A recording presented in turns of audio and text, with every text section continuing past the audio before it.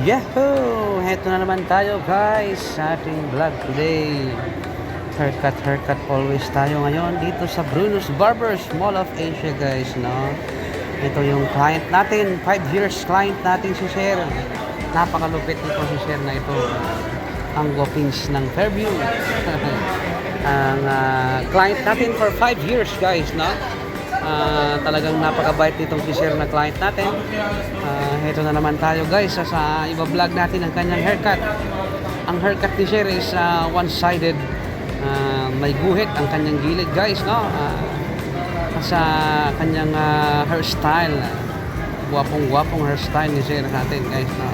Shout out pala sa lahat ng mga nanonood ng aking videos. Maraming salamat sa inyong panonood guys.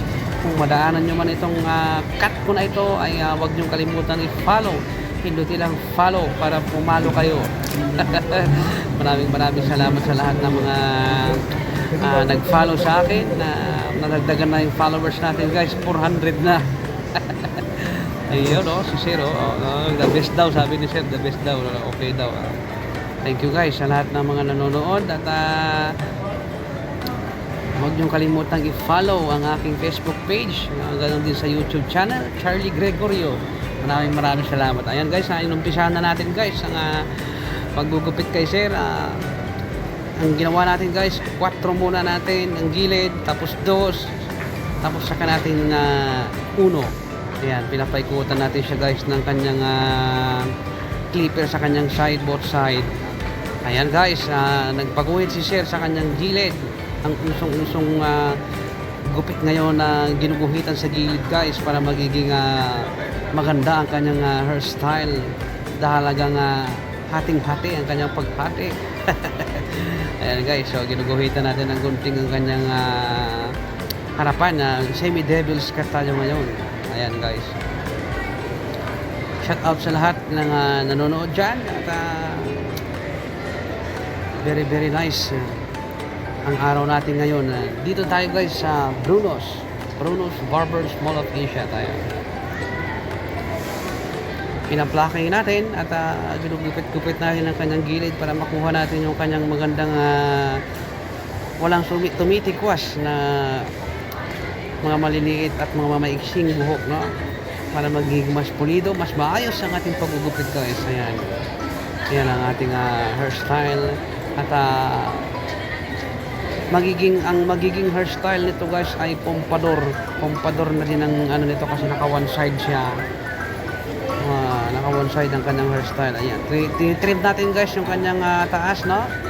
Para makuha natin yung kanyang hairstyle. Kahit konting trim lang ito guys pagdating sa mga ganitong hairstyle, na napakalupit at napakaganda pa rin ang kanyang hairstyle. Para easy to wash lang siya. Ayan, nakikita natin guys ang kanyang resulta. Ayan ang kanyang gupit ni Sir.